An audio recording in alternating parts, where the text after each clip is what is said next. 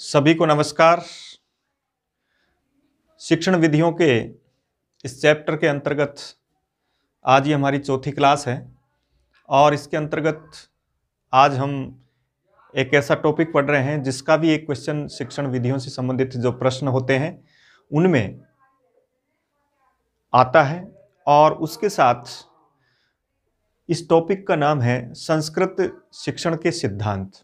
आपके सिलेबस में है, सिलेबस के अकॉर्डिंग आपका ये एक बिंदु है संस्कृत शिक्षण के सिद्धांत। हालांकि आपके सिलेबस में संस्कृत शिक्षण के सूत्र नहीं है, संस्कृत शिक्षण के सिद्धांत आपके सिलेबस में उल्लिखित है, सूत्रों का उसमें उल्लेख नहीं है। फिर भी सूत्रों से संबंधित प्रश्न भी आते हैं, कारण वो शिक्षण विधियों से रिलेटेड हो जाते हैं। इसलिए ऐसी स्थिति में जब शिक्षण विधियों से वो जुड़ जाते हैं तो वहाँ उनको भी पढ़ना आवश्यक हो जाता है। यद्यपि सिलेबस में शिक्षण सूत्र नहीं है, लेकिन फिर भी उनको पढ़ना चाहिए, क्योंकि उनको शिक्षण विधियों के संदर्भ में पूछ लिया जाता है, प्रस्तावना के संदर्भ में पूछ लिया जाता है। इसलिए हमें संस्कृत शिक्षण की विधियों से संबंधित समस्त टॉपिकों को पढ़ना है, भले ही वो पाठ्यक्रम का हिस्सा न हो। कारण क्योंकि उसमें कई बार ऐसा होता है कि जैसे कोई ऐसे प्रश्न पूछ लिए जाते हैं शिक्षण विधियों में, एक सामान्य ज्ञान टाइप के प्रश्न आ जाते हैं, तो वो हमारे शिक्षण सूत्रों पर भी आधारित हो सकते हैं। कई ऐसे चैप्टर भी है जो इस सिलेबस में नहीं है, लेकिन उनके प्रश्न भी मैंने देखा कि रीट और आरटेट के एग्जामों में कई बार पूछे गए। इसलिए हमको अधिक से अधिक संस्कृत शिक्षण के जो सिद्धांत और इससे संबंधित जो भी विषय सामग्री उपलब्ध होती है उसको सबको पढ़ना चाहिए। तो आज हम इस विशेष टॉपिक को ले रहे हैं। एक तरह से तीसरा क्वेश्चन आपका, एक क्वेश्चन आपका समिति से संदर्भ में रहा, एक आपका कौशलों से संबंध में रहा। तीसरा जो क्वेश्चन आपने देखा होगा कई बार, संस्कृत शिक्षण के सिद्धांत, इसमें से किसी सिद्धांत के बारे में प्रश्न आता है। सिद्धांत और सूत्र, सूत्र एक सीमित दायरा होता है सूत्र का, सिद्धांत एक विस्तृत व्यापक रूप से उसका विषय वस्तु में वर्णित होता है, क्योंकि सिद्ध है अंत है ये साम ते सिद्धांता, यानी सिद्ध हो गया है अंत तक, जो अंतिम भाग तक जिसको सिद्ध किया जा चुका है उसको सिद्धांत कहा गया है।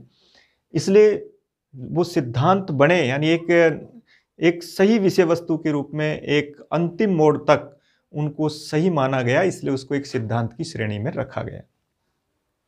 तो देखिए, संस्कृत शिक्षण के सिद्धांत, हिंदी शिक्षण के सिद्धांत, भाषा शिक्षण के सिद्धांत प्राय समान है, क्योंकि भाषा सीखने का माध्यम, भाषा किन सिद्धांतों के आधार पर सीखी जाए, तो वो हिंदी शिक्षण और संस्कृत शिक्षण, अंग्रेजी शिक्षण सबके लिए प्राय समान होते हैं।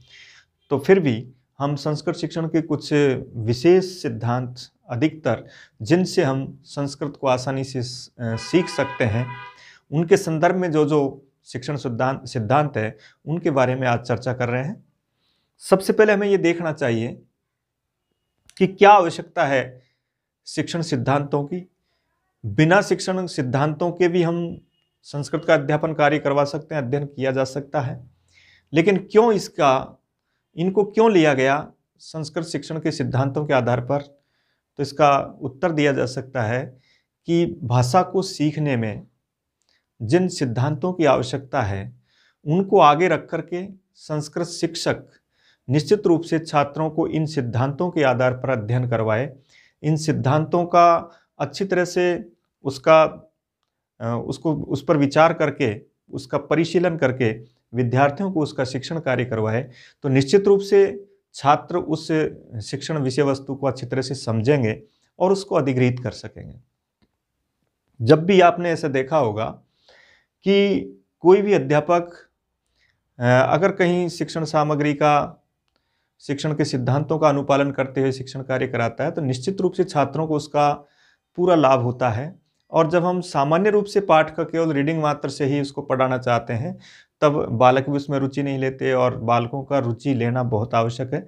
जब तक बालक रुचि नहीं लेंगे तब तक उनके लिए वो विषय वस्तु एक तरह से औपचारिकता रहेगी, उसको हम सही तरीके से उसको पढ़ा नहीं पाएंगे और बालक भी उसके स्थायी ज्ञान की प्राप्ति नहीं कर सकेंगे। इसलिए इन सब के लिए चाहिए एक संस्कृत शिक्षक को कि वो संस्कृत शिक्षण के सिद्धांतों के आधार पर, संस्कृत शिक्षण के सूत्रों के आधार पर अपना अध्यापन कार्य करवाए, ताकि बालक संस्कृत जैसी विषय वस्तु को उसको सहजता से सुग्राह्य कर सके। तो सबसे पहले देखिए, संस्कृत शिक्षण के सिद्धांत सीखने से पहले हमें थोड़ा सा अन्य भाषाओं से उसकी तुलना करनी होगी कि संस्कृत एक ऐसी भाषा है जो संश्लेषणात्मक है,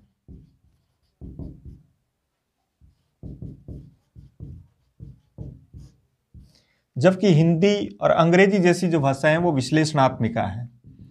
इस तरह का भी कई बार प्रश्न आता है, तो याद रखें, समझें पहले इसको। संस्कृत संश्लेषणात्मिका भाषा है, हिंदी अंग्रेजी ये विश्लेषणात्मिका भाषाएं हैं। किसको कहेंगे संश्लेषणात्मिका और विश्लेषणात्मिका क्या होती है? सीधा उत्तर है कि संश्लेषणात्मक भाषा वो होगी जिसमें उसके श्लेषण का मतलब चिपका हुआ, विश्लेषण का मतलब अलग हुआ। तो जहां जिसके कारक चिन्ह, जिनको हिंदी में परसर्ग कहा जाता है, कारक चिन्हों को हिंदी में परसर्ग के नाम से जाना जाता है, तो कारक चिन्ह या परसर्ग जहां शब्द के साथ जुड़े हुए हो, शब्द में प्लस हो रहे हो, वो भाषा संश्लेषणात्मिका भाषा होगी। जिस भाषा में कारक चिन्ह या परसर्ग शब्द से बाहर होंगे वो भाषा विश्लेषणात्मिका भाषा होगी। इसलिए देखा होगा संस्कृत के प्रत्येक शब्द के साथ उसका जो कारक चिन्ह, उसके जो परसर्ग हैं, वो उस शब्द में ही जुड़े हुए रहते हैं। जैसे यहां लिखते हैं हम राम के साथ, और इधर लिखना होता है हमको रामेण। तो यहां इस एक ही शब्द में उसका जो परसर्ग है वो इसके साथ ही जुड़ा हुआ है, इसलिए ये संश्लेषणात्मिका भाषा है। और हिंदी अंग्रेजी आदि विश्लेषणात्मिका। हिंदी में भी उसका कारक का चिन्ह अलग ही होता है।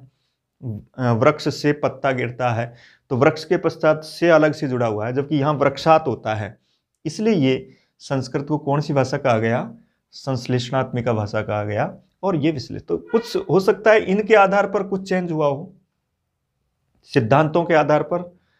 अब इस तरह की जो भाषा है, इस तरह संश्लेषणात्मिका भाषा की एक सबसे बड़ी विशेषता यह होती है कि जिसके परसर्ग और कारक चिन्ह शब्द के साथ जुड़े होते हैं, तो फिर वो शब्द अपने आप में परिपूर्ण होता है, अपने संपूर्ण अर्थ को साथ लिए हुए होता है। इसलिए उसको हम वाक्य में कहीं पर भी प्रयोग करें तो वो उसका वही अर्थ प्रदान करता है, चाहे उसको आगे रखा जाए, चाहे उसको बाद में रखा जाए, या उसको मध्य में रखा जाए।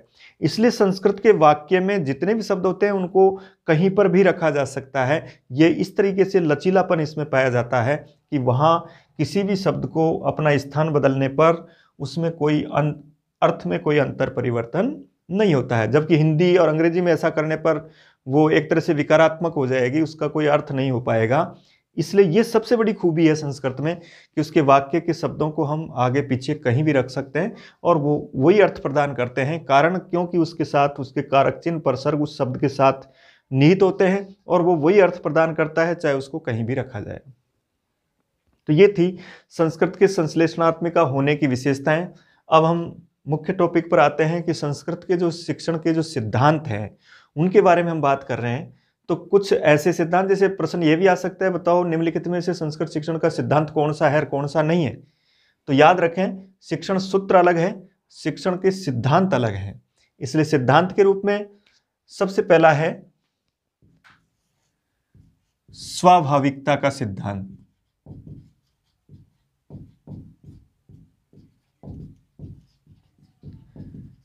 सबसे पहले सिद्धांत पर जिस पर हम बात कर रहे हैं, संस्कृत शिक्षण का पहला और मुख्य सिद्धांत, उसका नाम है स्वाभाविकता का सिद्धांत। याद रखो, इस सिद्धांत से के संदर्भ में कोई प्रश्न आता है तो उसको हम किस तरीके से हल करें, किस तरीके से इसकी विषय वस्तु को याद करें, पढ़ें। सबसे पहले देखा कि ये जो नाम है स्वाभाविकता, सबसे पहला काम, कभी कभी कोई शिक्षण सिद्धांत दे दिया जाता है, ये कहा जाता है कि बताओ इसका दूसरा नाम क्या है, इसका पर्याय शब्द क्या हो सकता है। तो उसके आधार पर दो इसके पर्यायवाची शब्द हैं। एक है ये प्रकृतिवादी सिद्धांत भी कहा जा सकता है, इसको प्राकृतिक भी कहा जा सकता है, नैसर्गिक भी कहा जा सकता है। तो जैसे मान लो प्रश्न आता है कि नैसर्गिक सिद्धांत के नाम से किस सिद्धांत को जाना जाता है या प्रकृतिवादी सिद्धांत के नाम से किस सिद्धांत को जाना जाता है, तब आपको उसका उत्तर भरना है स्वाभाविकता का सिद्धांत। और इसके पश्चात इसमें दूसरी विषय वस्तु ये रही कि स्वाभाविकता का सिद्धांत से क्या तात्पर्य है। इसका मतलब है कि बालक भाषा शिक्षण,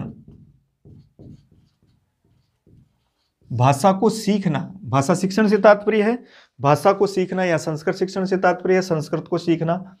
तो भाषा शिक्षण या भाषा को सीखना बालक की जन्मजात प्रवृत्ति है।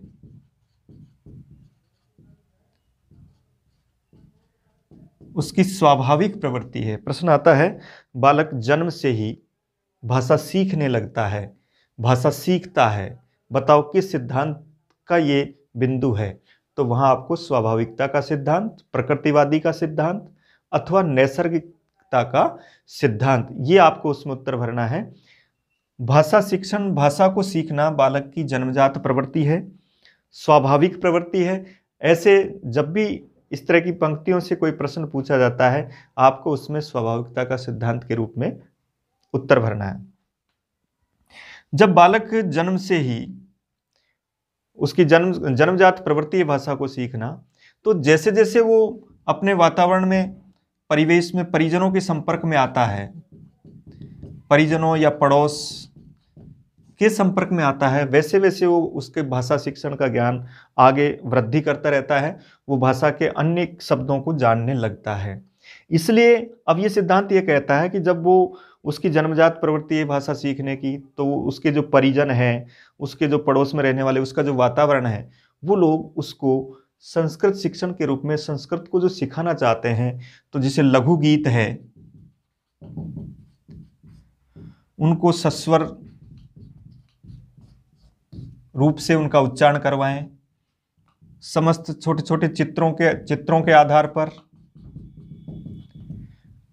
उनका पदों का उच्चारण करवाएं।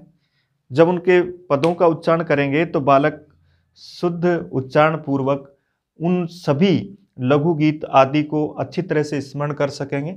उनके आधार पर वो अपने स्वाभाविकता के सिद्धांत के तहत उन विषय वस्तुओं को सीख सकेंगे आसानी से, सहजता से। जब वो जन्मजात प्रवृत्ति है, तो इसका मतलब हम उसके सामने प्रारंभिक उसकी जो आयु है, उस समय ही उसको अच्छे संस्कारित गीत और लघु गीत आदि के माध्यम से उसको शिक्षण कार्य करवाएं।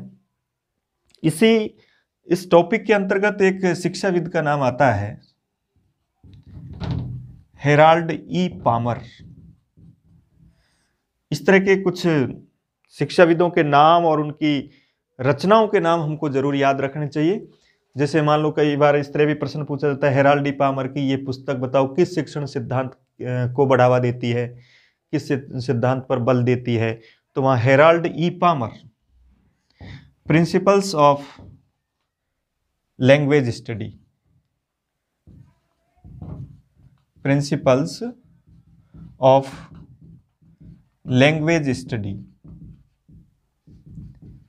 ये इसकी पुस्तक का नाम है। हिंदी में कह सकते हैं इसको भाषा शिक्षण के सिद्धांत। तो इसका भी प्रश्न आ सकता है, भाषा शिक्षणस्य सिद्धांता इति पुस्तकम अस्ति, तो वहां भी उत्तर आपको हेराल्ड ई पामर लिखना है। कई बार अंग्रेजी के शब्द के रूप में भी संस्कृत में प्रश्न आता है कि प्रिंसिपल्स ऑफ लैंग्वेज स्टडी किसकी बुक है। तो प्रिंसिपल्स ऑफ लैंग्वेज स्टडी यानी भाषा सीखने के सिद्धांत।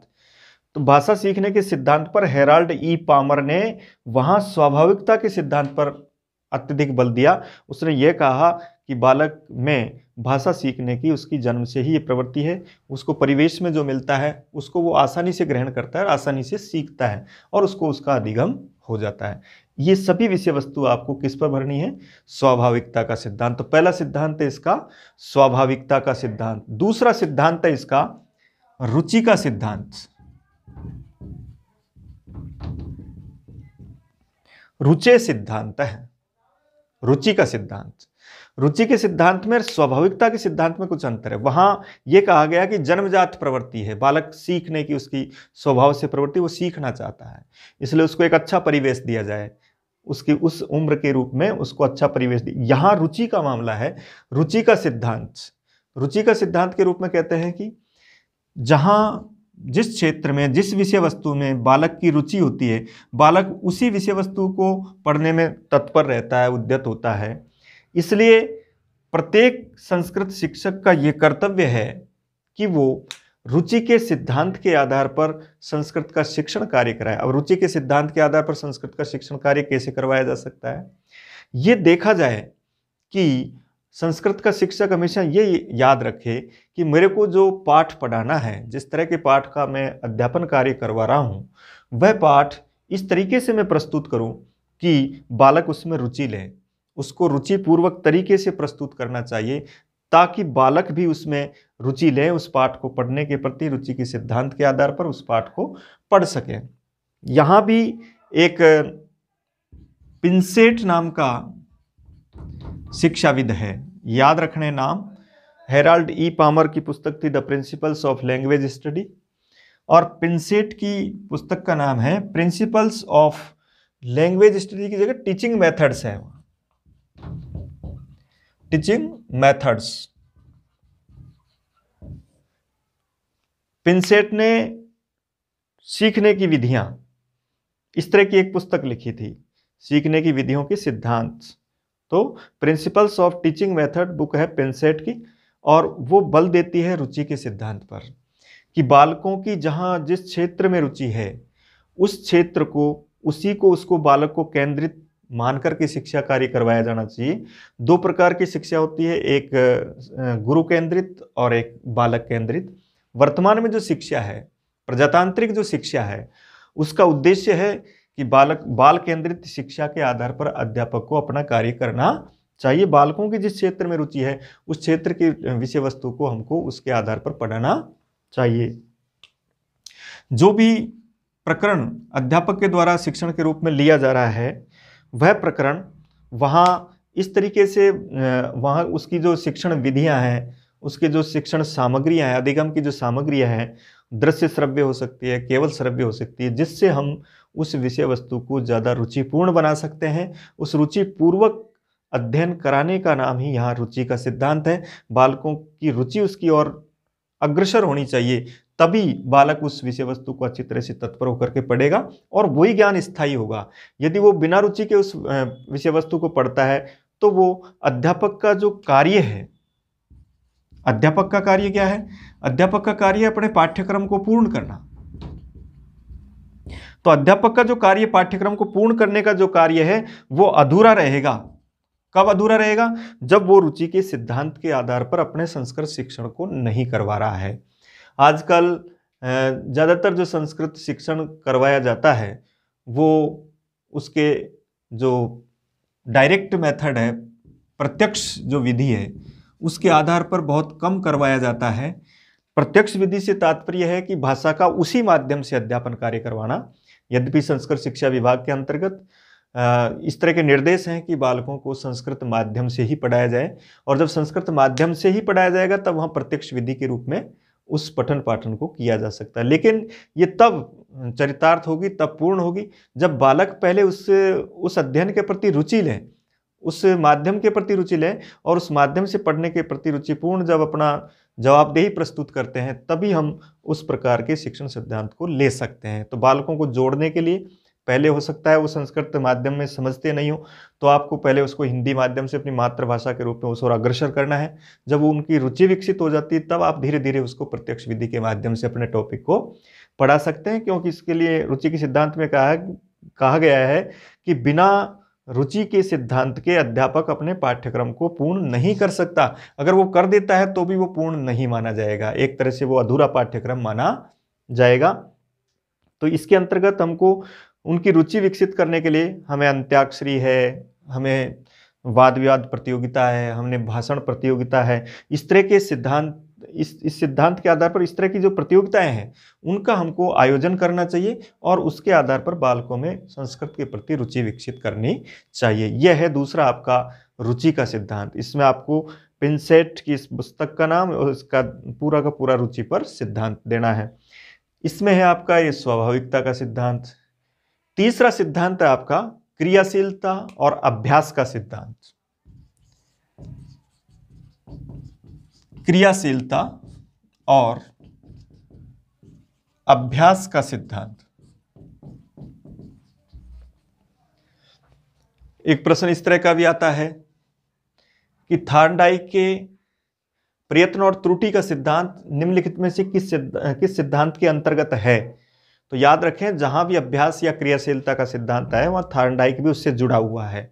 उसके तीनों नियम यहाँ क्रियाशीलता और अभ्यास के सिद्धांत से जुड़े हुए हैं, इसलिए उसका जहां भी कोई प्रश्न आता है तब आपको यहाँ संस्कृत शिक्षण के सिद्धांतों में इसी का उत्तर भरना है, क्रियाशीलता और अभ्यास का सिद्धांत।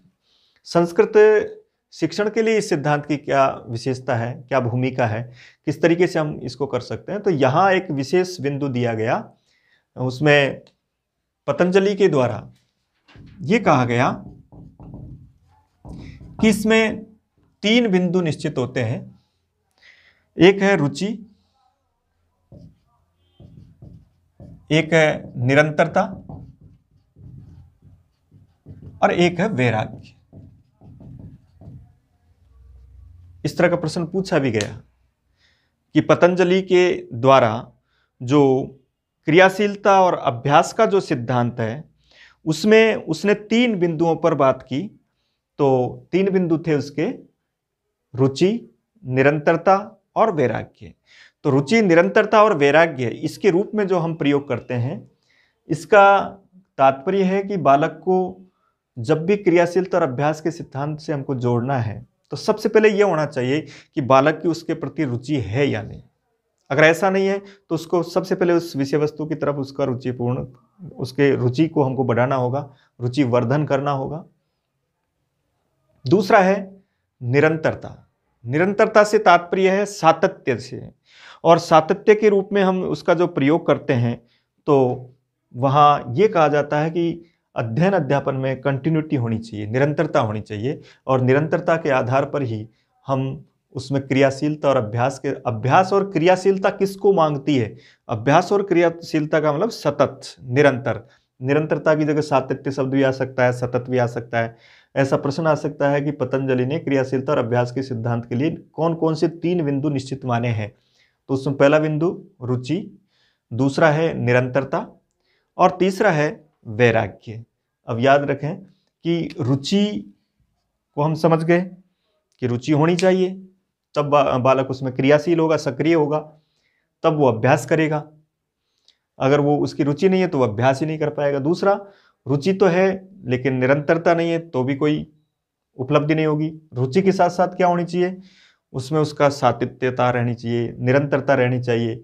और तीसरा है वैराग्य। वैराग्य यहाँ थोड़ा सा कठिन शब्द है कि वैराग्य से क्या तात्पर्य? वैराग्य से तात्पर्य है कि क्रियाशीलता और अभ्यास के सिद्धांत के लिए बालक जब उसमें अध्ययन अध्यापन करता है तो ऐसी स्थिति में वहाँ वैराग्य से तात्पर्य है कि उसको जितनी भी बाधाएं उसके पढ़ने, अध्ययन अध्यापन में आती है उनके प्रति उसको विराग चित्तता होनी चाहिए, अर्थात उसके प्रति उनको प्रीति नहीं होनी चाहिए, यानी उसका एक तरह से वैराग्य भाव उसके प्रति होना चाहिए, जिसको हम कहते हैं ना काकचेष्टा बकोध्यानम स्वान निद्रा तथैव च अल्पहारी गृह त्यागी विद्यार्थी पंचलक्षणम। तो गृह त्यागी वाला मामला जो है वो यहाँ वैराग्य से जुड़ा हुआ है।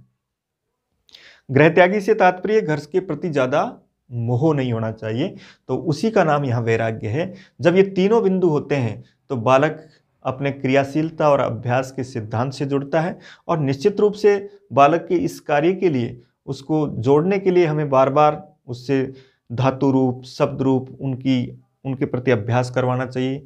कोई सी भी जो कठिन विषय वस्तु है उसको ले करके और वहाँ बार बार रुचि, निरंतरता बनाए रखते हुए, उसकी वैराग्यशीलता को ध्यान में रखते हुए क्रियाशीलता और अभ्यास के सिद्धांत से अपना संस्कृत शिक्षण किसी संस्कृत शिक्षक के द्वारा करवाया जाना चाहिए। इस प्रकार से हम क्रियाशीलता और अभ्यास के सिद्धांत पर बात कर सकते हैं। तो 3 सिद्धांत पढ़े हमने। पहला पढ़ा स्वाभाविकता का, दूसरा पढ़ रहे हैं हम रुचि का सिद्धांत, और तीसरा पढ़ रहे हैं हम क्रियाशीलता का। तीनों मैंने एक एक व्यक्ति का नाम लिखा, उसमें हेराल्ड डी पामर का लिखा, इसमें पिंसेट का लिखा, और इसमें लिख रहा हूँ मैं पतंजलि से संदर्भ में ये प्रश्न आ सकता है, याद रखें इसको। पतंजलि की 3 बिंदु कौन कौन से हैं? तो याद रखें उसमें रुचि, निरंतरता की जगह सातत्य भी आ सकता है, सतत भी आ सकता है, वैराग्य। इस तरीके से अब चौथा सिद्धांत हम पढ़ते हैं। अब देखिए चौथा सिद्धांत है अनुपात और क्रम का सिद्धांत। पहला स्वाभाविकता का सिद्धांत, दूसरा रुचि का सिद्धांत, तीसरा क्रियाशीलता और अभ्यास का सिद्धांत। तीनों का अपना अपना अलग अलग क्षेत्र है। चौथा है अनुपात और क्रम का सिद्धांत। दोनों शब्दों से आप समझ रहे हो, क्रम से तात्पर्य क्रम संख्या से है, अनुपात का एक सही समानुपात के रूप में। तो ये किसके लिए आया? संस्कृत शिक्षण का अध्ययन अध्यापन करवाने के लिए सबसे पहले हमको उस शिक्षण के जो उद्देश्य हैं उन उद्देश्यों को इस तरीके से हम एक अनुपात के रूप में पूर्ण करें, यानी जिसमें समस्त उद्देश्यों की पूर्ति हो जाए। जिन उद्देश्यों को लेकर के हम कोई शिक्षण कार्य करवा रहे हैं उन उद्देश्यों का निश्चित अनुपात उस पाठ्यक्रम में होना चाहिए, उस शिक्षण में होना चाहिए। यदि हमने किसी एक ही उद्देश्य की पूर्ति के लिए उस पाठ को पढ़ाया तो अन्य उद्देश्य उसमें पूर्ति नहीं हो पाएंगे। ऐसी स्थिति में वहां उन उद्देश्यों का एक निश्चित अनुपात भी होना चाहिए और उसका एक निश्चित क्रम भी होना चाहिए। जैसे हम जब कोई पाठ योजना के बनाते हैं तो वहां ज्ञान, अवबोध, ज्ञानोपयोग, कौशल, अभिवृत्ति और अभिरुचि के जैसे कार्य करते हैं। इन उद्देश्यों के आधार पर हम किसी पाठ का, किसी शिक्षण बिंदु का हम शिक्षण कार्य करवाते हैं। तो कहने का तात्पर्य सिद्धांत के आधार पर यह है कि इन सभी का उचित अनुपात में और उनका उचित क्रम से ही शिक्षण कार्य करवाया जाए। ऐसा नहीं हो कि हम पहले कौशल की बात कर रहे हों, इनका क्रम भी यही होना चाहिए। पहले ज्ञान से संदर्भ में, यानी सबसे पहले कौशल के रूप में जहाँ कौन क्या इस तरह का जो प्रश्न होते हैं उनके आधार पर उसका ज्ञान करवाना चाहिए, शिक्षण कार्य को पूरा करवाना चाहिए। उसके पश्चात अवबोध के रूप में, उसके बाद ज्ञानोपयोग के रूप में, उसके बाद कौशल और उसके बाद अभिवृत्ति और उसके बाद अभिरुचि। इन सभी उद्देश्यों को हम निश्चित अनुपात में हमारे शिक्षण बिंदु के आधार पर बांटें और इनका एक सही क्रम के रूप में ही इनका शिक्षण का सिद्धांत के आधार पर हमको अध्यापन कार्य करवाना चाहिए। प्रत्येक संस्कृत शिक्षक को इस पर विशेष ध्यान देना चाहिए। जब हम इस पर विशेष ध्यान देंगे तो बालक के मानसिक जो विकास है उसमें एक तीव्रतर गति आएगी। इसलिए ऐसा एक प्रश्न भी पूछा गया था पिछली परीक्षा में कि मानसिक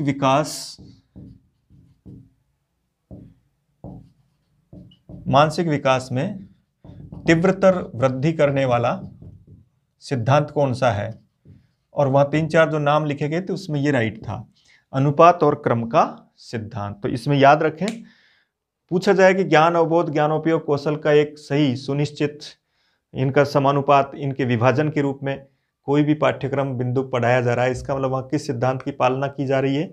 वहाँ अनुपात और क्रम के सिद्धांत की पालना की जा रही है। विशेषकर इस लाइन के आधार पर जहाँ भी कोई प्रश्न आता है उसको आपको इसके ऊपर उत्तर देना है। 5वां इसका जो शिक्षण सिद्धांत है जिसको संस्कृत शिक्षक के लिए निर्धारित किया गया है कि इसके आधार पर आपको संस्कृत शिक्षण कार्य करवाना चाहिए, उसका नाम है मौखिक कार्य का सिद्धांत।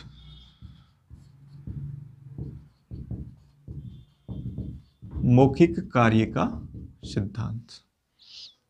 देखिए, मौखिक, मुखात भव मौखिका है, मुख से होने वाला मौखिक।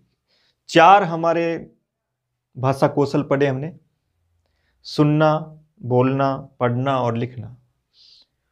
तो यहां मौखिक कार्य के सिद्धांत का दूसरे हमारे कौशल से इसका जुड़ाव है और दूसरा कौशल है बोलना, यानी जिसको भाषण कहते हैं। लेकिन भाषण जो कौशल है वो श्रवण पर टिका हुआ है, इसलिए यहां ये इससे स्टार्ट होता है। यानी किसी भी, जैसे कहा जाता है मौखिक कार्य के सिद्धांत के लिए भाषण से पूर्व क्या आवश्यक है, तब वहां हमको श्रवण अपना उत्तर भरना है।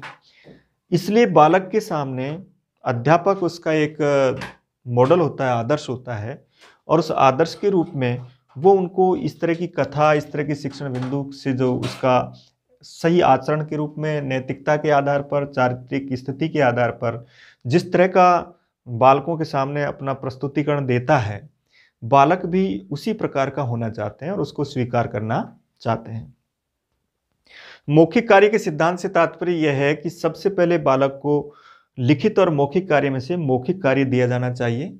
और मौखिक कार्य का संदर्भ यह है कि बालक को इस तरह की जो भाषण है, अंत्याक्षरी है, उनका पहले श्रवण कराया जाए और उस श्रवण के आधार पर उनको बोलने का अवसर दिया जाए और उनके बोलने के अवसर पर उनसे जो अशुद्धियाँ होती है, जो त्रुटियाँ होती है, उनको दूर किया जाए। ऐसी स्थिति में वहाँ सबसे पहले मौखिक कार्य की सिद्धांत की बात आती है कि सबसे पहले हमको बालक को मौखिक कार्य दिया जाना चाहिए।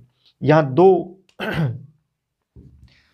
दो संस्कृत के प्राचीन जो वेद से संदर्भ के दो सिद्धांत है, एक है मीमांसा दर्शन, जैमिनी का मीमांसा दर्शन, और एक है ऋग्वेद का ऐत्रेय उपनिषद। ये दो मौखिक कार्य के सिद्धांत से जुड़े हुए हैं कि मौखिक कार्य के सिद्धांत के आधार पर इन दो को इसके साथ लिया गया। सबसे पहले यहाँ जो ये पहला जो बिंदु था, जैमिनी का मीमांसा दर्शन, इसके आधार पर एक विषय वस्तु लिखी गई और उसमें लिखा गया श्रोत्र ग्रहणे ही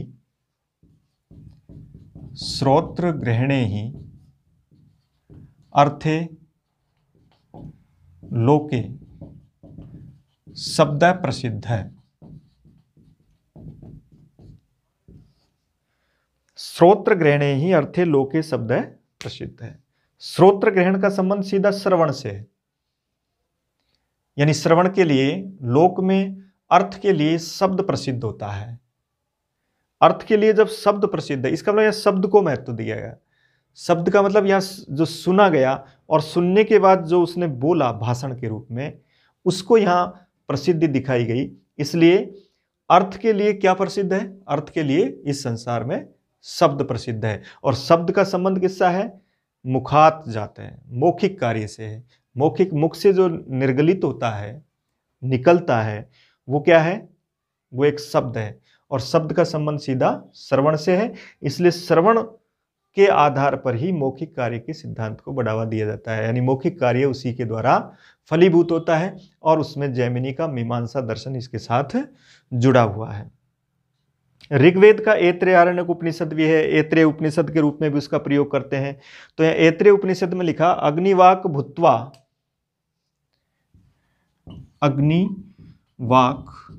भूत्वा मुखम प्राविशत, ऐसा ऐत्रेय उपनिषद का एक वाक्य है। अग्नि रूपी वाणी मुख में प्रवेश कर गई, यानी अग्नि वाणी का रूप धारण करके मुख में प्रवेश कर गई। मुख में प्रवेश करना, वाणी का प्रवेश होना और उस वाणी का ही बाहर निकलना, एक तरह से किस कार्य के सिद्धांत को बढ़ावा देती है? मौखिक कार्य को बढ़ावा दे रही है। तो प्रश्न आ सकता है, अग्निवाक भूत्वा मुखम प्राविशत पंक्तिर इयम केन शिक्षण सिद्धांतेन समन्वितः अस्ति।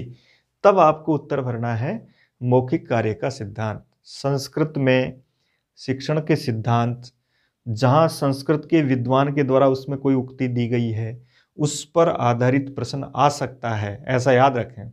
इसलिए देखा होगा आपने, पिछली परीक्षाओं में पूछा गया था कि पतंजलि का क्रियाशीलता के सिद्धांत का बिंदु कौन सा नहीं है, कौन सा है, ऐसा प्रश्न आया हुआ है। उसी के आधार पर अब की बार इसमें ये प्रश्न आ सकता है मौखिक कार्य के सिद्धांत के रूप में, श्रोत्र ग्रहणे ही अर्थे लोक शब्द प्रसिद्ध है, अथवा अग्निवाक भूत्वा मुखम प्राविशत, ये पंक्तियां किस शिक्षण सिद्धांत के परिपालन में लिखी गई है, किन शिक्षण सिद्धांतों का अनुमोदन करती है। तब आपको वहां मौखिक कार्य के सिद्धांत के रूप में उत्तर भरना है। प्रश्न को किसी भी तरह से बढ़ाया जा सकता है। यह भी पूछा जा सकता है, श्रोत्र ग्रहणे अर्थे लोक शब्द प्रसिद्ध है, इसमें कौन से किस प्रकार के शिक्षण सिद्धांत को मान्यता दी गई अथवा किस प्रकार के भाषा कौशल को मान्यता दी गई? तो यहाँ भाषण के रूप में है या श्रवण के रूप में है।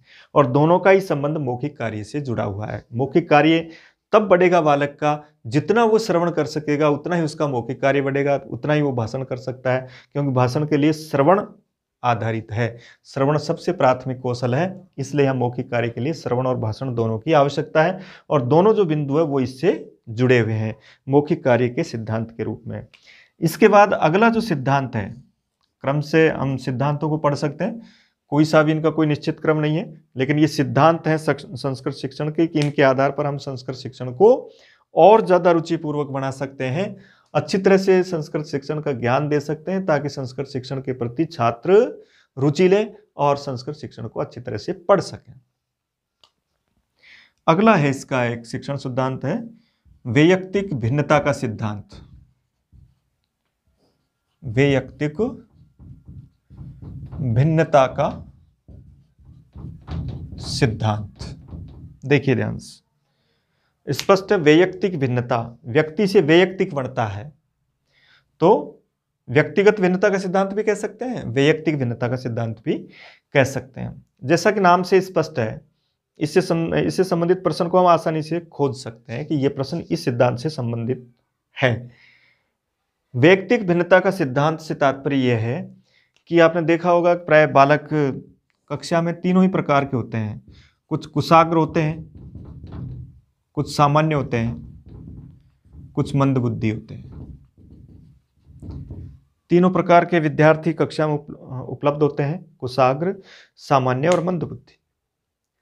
मंदबुद्धि के रूप में जो जिनकी बुद्धि लब्धि 75 से कम है, जो 100, 110, 90 इसके दायरे में है, वो क्या है, वो एक तरह से सामान्य है। और 120 या उससे ऊपर वाले कुशाग्र, इस तरह के विद्यार्थी प्राय कक्षा में उपलब्ध होते हैं। तीन प्रकार के जब विद्यार्थी हैं, कुशाग्र भी है, सामान्य भी है, मंदबुद्धि भी है, तो ऐसी स्थिति में अध्यापक को संस्कृत शिक्षण कार्य करवाते समय ये ध्यान रखना चाहिए, वैयक्तिक भिन्नता को आधार मान करके अपना शिक्षण कार्य उसको करवाना चाहिए। कई बार ऐसा होता है कि अध्यापक सभी को समान दृष्टिकोण से पढ़ाता है, और उस समान दृष्टिकोण से पढ़ने में एक निर्धारित आधार लेता है, जैसे उसने सामान्य विद्यार्थियों का आधार लिया, तो उससे ये दोनों वंचित हो गए। कुशाग्र को उस कक्षा में पढ़ने से कोई फायदा नहीं हुआ, कोई लाभ नहीं हुआ, मंदबुद्धि जहां थे वहीं रह गए। इसलिए अध्यापक को चाहिए कि वो तीनों तरह के विद्यार्थियों को आधार मानते हुए अलग अलग प्रश्नमालाओं से, अलग अलग अभ्यास मालाओं से उनका शिक्षण कार्य करे, ताकि उससे मंदबुद्धि भी अधोगति की ओर नहीं जाए, उनकी भी प्रोग्रेस हो।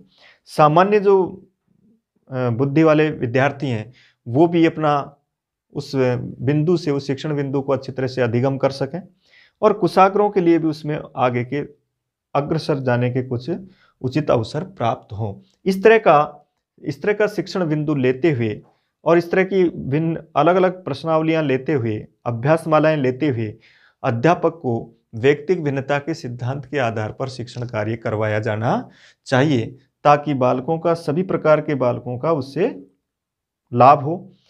कोई भी किसी भी प्रकार का विद्यार्थी, चाहे वो मंदबुद्धि हो, चाहे सामान्य बुद्धि हो, अथवा कुशाग्र बुद्धि बालक हो, वो सब वहाँ अपने अपने शिक्षण बिंदु को अच्छी तरह से तैयार करें और आगे उसमें प्रोग्रेस करें, प्रगति करें। इस प्रकार वैयक्तिक भिन्नता के सिद्धांत के आधार पर कोई भी प्रश्न आता है तो याद रखें, जैसे उसमें कहा जाता है कि प्रत्येक विद्यार्थी को, मंदबुद्धि को अपने स्तर के अनुरूप अभ्यास माला मिले। किस सिद्धांत के तहत? तो वैयक्तिक भिन्नता के सिद्धांत।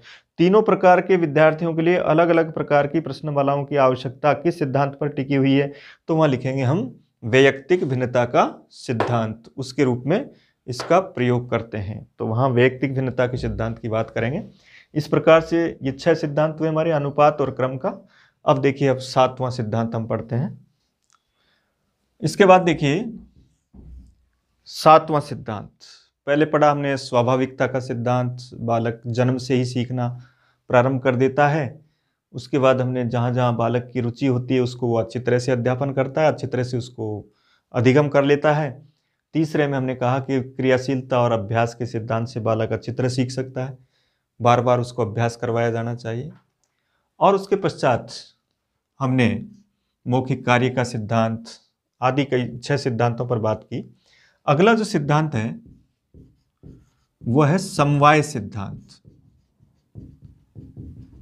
हालांकि इस सिद्धांत में पृथक से ये कोई सिद्धांत नहीं, जितने भी सिद्धांत हम पढ़ते हैं उन सब का समवायीकरण करते हुए, उन सबको समन्वित करते हुए हमको शिक्षण कार्य करवाया जाना चाहिए। जब हम नाटक की शिक्षण विधियां पढ़ेंगे तब नाटक की 4 शिक्षण विधियां होती है मुख्य रूप से, जिसमें आदर्श नाट्य विधि होती है, रंगमंच होती है, व्याख्या विधि होती है और एक कक्षा विनय विधि होती है। लेकिन वहां भी एक प्रश्न ऐसा पूछा जाता है कि बताओ चारों में से कौन सी विधि सर्वश्रेष्ठ है, तो वह चारों का नाम नहीं आता और उसकी जगह एक अलग से एक शिक्षण विधि समवाय विधि के नाम से उसको श्रेष्ठ विधि मान लिया जाता है। समवाय से तात्पर्य है कि जितने भी विधियां हैं उनको एकत्रीकरण करके उनका सबका मिश्रण करते हुए, तो ये समवाय सिद्धांत का मतलब भी है कि समस्त सिद्धांतों को सबका समन्वित रूप से करके और उसके द्वारा संस्कृत शिक्षण कार्य करवाया जाना चाहिए। इसको एक नाम दिया जाता है, बहुमुखी सिद्धांत भी कहते हैं इसको। तो इसका यही प्रश्न बनता है, मुख्य रूप से 2 प्रश्न बन रहे हैं कि बहुमुखी सिद्धांत के नाम से किस सिद्धांत को जाना जाता है, अथवा वह कौन सा सिद्धांत है जिसमें और अन्य सिद्धांतों का भी मिश्रण पाया जाता है, उसका नाम है समवाय सिद्धांत। 2 क्वेश्चनों के आधार पर समवाय सिद्धांत की विषय वस्तु को हम पढ़ेंगे। इसके बाद आता है यहाँ पर पूरा जो दूसरा जो पाठ्यक्रम है उसमें है 8वां सिद्धांत, चयन और विभाजन का सिद्धांत। चयन और विभाजन का सिद्धांत, इसमें भी देखिए जैसे नाम है, वहां आया था अनुपात और क्रम का सिद्धांत, जो हमने चौथे सिद्धांत के रूप में बात की थी। उसमें वहां शिक्षण के जो उद्देश्य होते हैं उनका एक सही अनुपात और उनका क्रम होना चाहिए। यहाँ दूसरा है, यहाँ चयन और विभाजन का सिद्धांत है। हम पहले बालक का जिस कक्षा का पाठ्यक्रम है उस पाठ्यक्रम को देखें, उसका हम चयन करें और उनका चयन करते हमको फिर उसका विभाजन करना है, कब कौन सा पाठ पढ़ाया जाना है। कई बार ऐसा होता है कि जो आपका पाठ है वो जिस संदर्भ में पढ़ाया जा रहा है उस संदर्भ के अनुसार उसका उचित वातावरण होना चाहिए।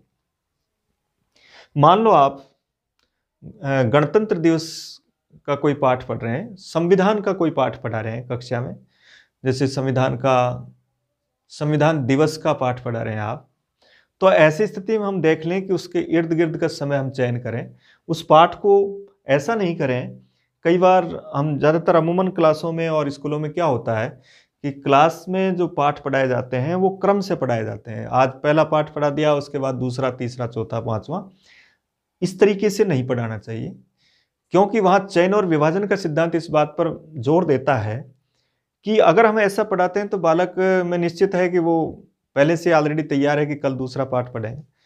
इसलिए हमको उचित स्थितियां देखते हुए, कोई पर्व हो सकता है, कोई उत्सव हो सकता है, कोई राष्ट्रीय दिवस हो सकता है, उनसे संबंधित जो पाठ हैं उनको संबंधित उस मास में अथवा उस दिन विशेष रूप से पढ़ाया जाए। तो निश्चित रूप से जैसे आपने गणतंत्र दिवस के पाठ को पढ़ाया, जनवरी के महीने में पढ़ाया और आप 26 तारीख के आसपास पढ़ाया, तो निश्चित रूप से बालकों में रहेगा कि ये गणतंत्र दिवस का मतलब ये, नहीं तो बालक यही नहीं समझते गणतंत्र दिवस क्या है, स्वतंत्रता दिवस क्या है। इसलिए उनको एक निश्चित पाठ्यक्रम का चयन करें पहले तो, कि कौन सा पाठ्यक्रम कब पढ़ाया जाना है, और फिर उसका विभाजन कर लें। चयन और विभाजन का सिद्धांत इस बात पर है कि जो भी हमारे पाठ हैं उनको हमको राष्ट्रीय पर्व अथवा कोई विशिष्ट दिवस आदि से जोड़ते हुए उनसे संदर्भित, उनसे समन्वित समय पर ही उन पाठों का अध्यापन कार्य करवाया जाना चाहिए, ताकि उस पाठ से संबंधित जो ज्ञान है वो बालकों के लिए स्थायी हो सके, बालक उसके अधिगम को और ज़्यादा अच्छी तरह से प्राप्त कर सकें। संस्कृत शिक्षण के सिद्धांतों को एक शिक्षक को इसलिए जरूरी माना गया है ताकि हम संस्कृत का जो शिक्षण करवा रहे हैं वो एक केवल सामान्य शिक्षण नहीं हो, एक विकासात्मक संस्कृत शिक्षण हो कि बालक उसके प्रति पूर्ण ध्यान रखें और उसमें ज़्यादा से ज़्यादा अधिगम कर सकें। ज़्यादा से ज़्यादा अधिगम के लिए इन सिद्धांतों का सहारा लिया जाता है। इसी के कारण हम शिक्षण सामग्रियों का सहारा लेते हैं। इसी के लिए हमको शिक्षण सूत्रों को अपनाना पड़ता है, ताकि बालक को रुचिपूर्ण सिद्धांतों के आधार पर हम आगे से आगे पूरे पाठ्यक्रम को सही उसके उद्देश्यों से युक्त व्यवहारगत परिवर्तन के साथ उसको पढ़ा सकें। तो ये था चयन और विभाजन का सिद्धांत, जिसमें हम इसके आधार पर उसकी विषय वस्तु को जोड़ते हैं। एक और सिद्धांत है अनुकरण का सिद्धांत।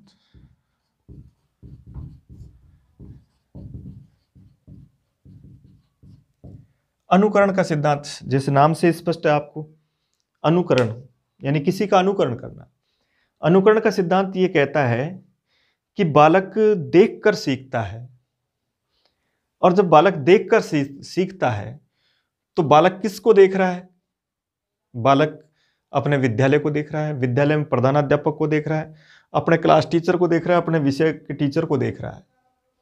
इसलिए उसके विषय का टीचर, उसका जो अध्यापक है, वो उसके लिए आदर्श है।